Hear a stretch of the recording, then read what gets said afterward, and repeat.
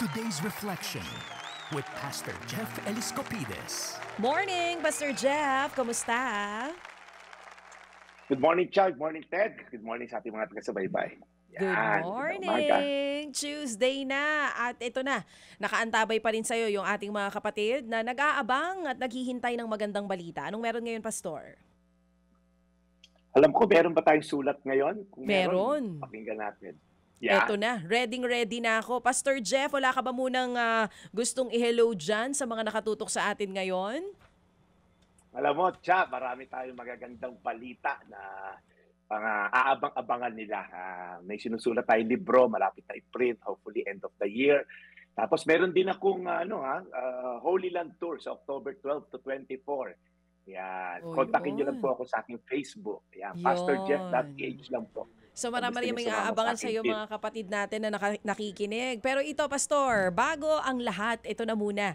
Yung ating letter sender na si Tatay John. Basahin ko na yung sulat niya. Malamang yung ating mga senior citizens na nakatutok ngayon makarelate po sa kwento ni Tatay John. Sabi niya dito, Pastor Jeff, naalala ko nung nasa 40 ang edad ko. Nagtatabi ako ng sobrang kita para po sa aking retirement. Pagdating ko ng 50 anyos, naramdaman ko na ang pagod sa trabaho bilang kawani ng munisipyo. Kaya laging nasa isip ang pagre-retiro para makapagpahinga na. 27 years old ako nang maikasal sa misis kong guro sa aming probinsya. Biniyayaan kami ng 3 anak at sa awa ng Diyos, lahat po sila'y napagtapos na namin sa kolehiyo. Yung isa ay teacher, yung isa po ay nurse, at ang bunso ay isang engineer. Ngayon, Pastor, ako po'y 75 years old na. Ang misis ko, 70.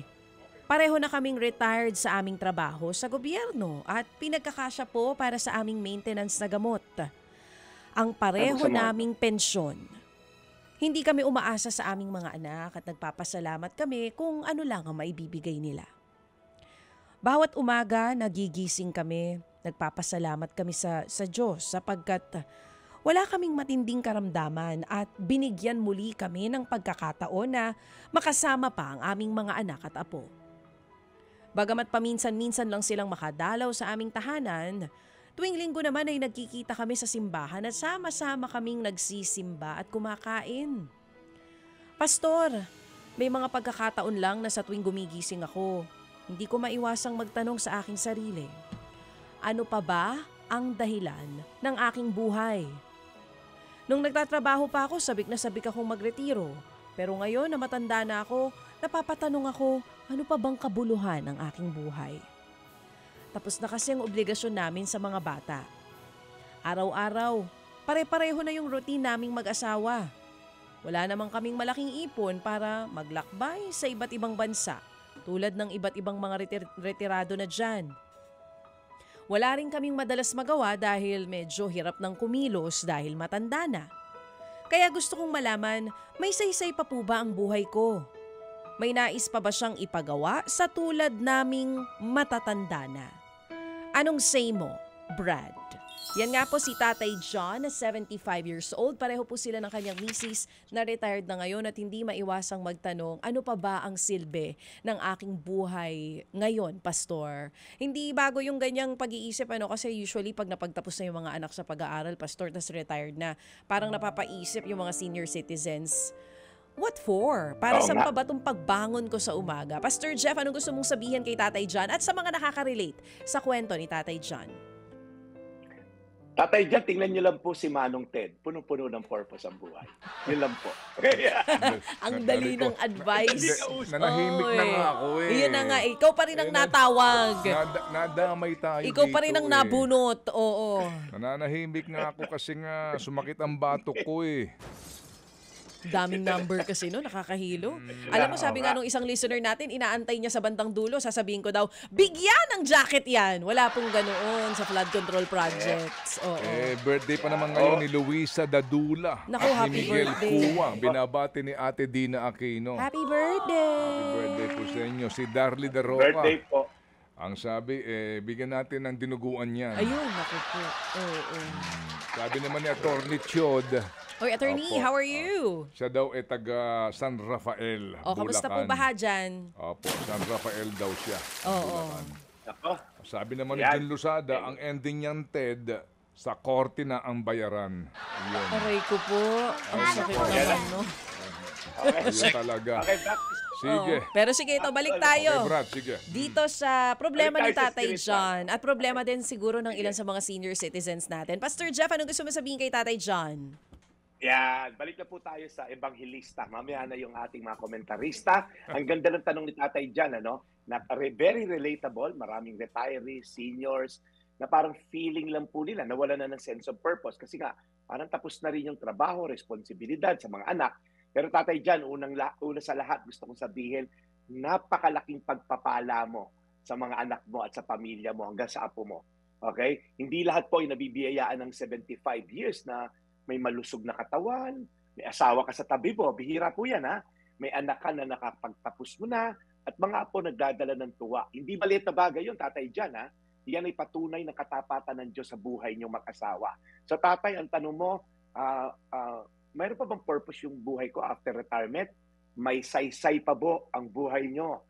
Okay? Malino na malinaw po yan. Ito po ang sabi sa Isaiah 46:4. Ako ang inyong Diyos. Iingatan ko kayo hanggang sa pumuti ang inyong buhok at kayo tumanda. Kayo'y nilikha ko, kaya tungkulin ko na kayo'y iligtas at tulungan. Alam mo, Tatay Jan, ang value mo ay hindi natapos dahil hindi ka na nagtatrabaho.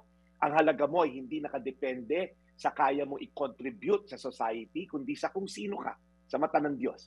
At ikaw ay anak niya, anak ka ng Diyos, mahalaga ka at may purpose ka. Ngayon po, baka hindi na kasing dami nung dati mong roles, pero iba na ang assignment ni Lord sa iyo. Number 1, patuloy po kayong magdasal, manalangin, kasi marami kayong time ngayon.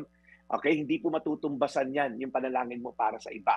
Patuloy yung ilista, yung lola ko, ganyan po, Lola Olympia ko, sa kabanatuan, nung buhay pa siya, nakalista lahat ng pangalan ng anak, manugang, apo, hanggang apo sa tuhod, pinagdadasal niya everyday. Okay, pangalawa po, magpayo kayo at magturo ng wisdom. Sa dami niyo pong pinagdaanan, biruin niyo, naka-shorts pa mga pulis, high school na kayo, no? Marami kayong natutunan sa buhay, i-share niyo po sa mga apo, mga nakababata niyo, mga pamangkin, yung mga payo at wisdom. At pangatlo po, magbigay kayo ng presensya niyo. Yung po presensya niyo lang para sa pamilya niyo. Yung simpleng makita kayo ng mga mahal niyo sa buhay, apo, anak, nagdadala po yan ng magandang ambience o magandang temperatura at magandang environment. Pag nakita nila yung lolo nyo, ang lakas pa, kinakarga pa yung apo niya sa tuhod. Tanda mo, Tatay Jan, hindi hadlang ang edad para maging kapaki-pakinabang ka. Tingnan mo si Abraham, sa edad na 75, ginamit po siya. Ang kayo na may bansang Israel dahil sa kanya. So hindi pa po tapos yung laban. To pass on your faith to the next generation ay isang napakalaking legacy na iiwanan nyo. May saysay pa po ang bawat gising, habang humihinga, may dahilan si Lord para mabuhay ka. Isaiah 46:4, ako ang inyong Diyos. Iingatan ko kayo hanggang sa pumuti ang inyong buhok at kayo tumanda. Kayo nilikha ko, kaya tungkulin ko na kayo iligtas at tulungan. Tayo manalangin. Panginoon, salamat po kay Tatay Jan dahil sa kanyang, yung kanyang deep longing for a purpose. At lahat kami, Lord, hanggat may buhay, may purpose. Maaring feeling lang niya, hindi siya kumikita ng pera, parang wala na silbi ang buhay. Pero Lord, hindi monetary ang sukatan ng purpose. Ito po ay kung ano na-contribute mo na mabuti sa kapwa at sa paligid po. So gamitin mo siya, Lord, para makapagdasal, magturo ng wisdom, at yung presensya niya sa kanyang mahal sa buhay, sa pangalan ni Jesus. Amen. Amen. Amen. Mahal na Panginoon, muli po maraming salamat sa mensahe at aral na amin napakinggan mula kay Brad Jeff. We pray alagaan niyo po si Brad that he may continue his mission and passion to serve the Lord. In Jesus' name we pray. Amen. Amen. Amen. Opo, may mga nakaka-connect dito ng mga seniors sa ating letter sender daw. Yes. Opo, ang iba ay the same question every single day. Opo. Why am I still here? Para Purpose. saan ba ito? Yes. Purpose. Ano pa bang purpose ko? Binigyan ko ng bagong purpose ang nanay ko. Ano ang Siguro purpose? kung meron siyang may mga anak kayo, bigyan nyo ng purpose sa mga apo. Oo. Uy, oo, at enjoy na enjoy siya.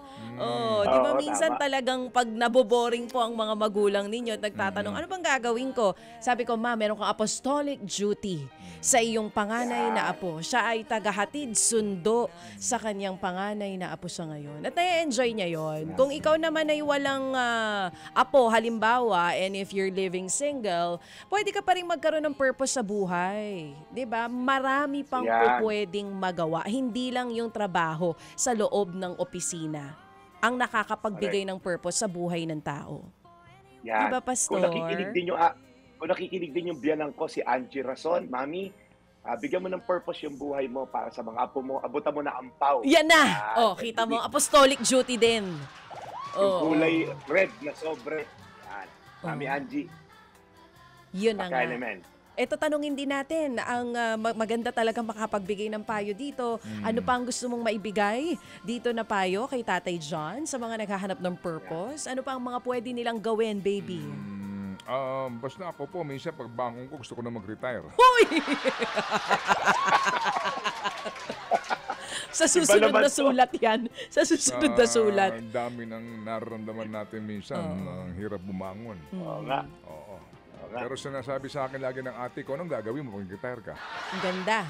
Oo. Yung tatay ko nga nag-retire, gustong bumalik chicken and egg daw ang ano niyan, datingan. May mga ganun na Anong nag-retire, gagawin mo? gusto magtrabaho ulit. Anong gagawin mo pag nag-retire ka? Oo. Anong ang gagawin mo? Ha? Kung sakali, anong gagawin mo? Pag nag-retire Parang ako? si mama, maghahatid sundo ka rin ng mga apo. Hindi, matutulog ako buong hapon. Uy, sarap. Babawiin mo lahat ng mga araw na hindi mo naitulog.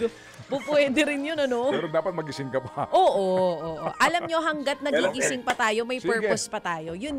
Di ba, Pastor? Salamat sa advice mo para kay Tatay John. Ang dami nagko-comment ngayon na sila nga daw ay nakaka-relate. Pero, opo yun. Well, sige. Ano ba purpose ng flood control?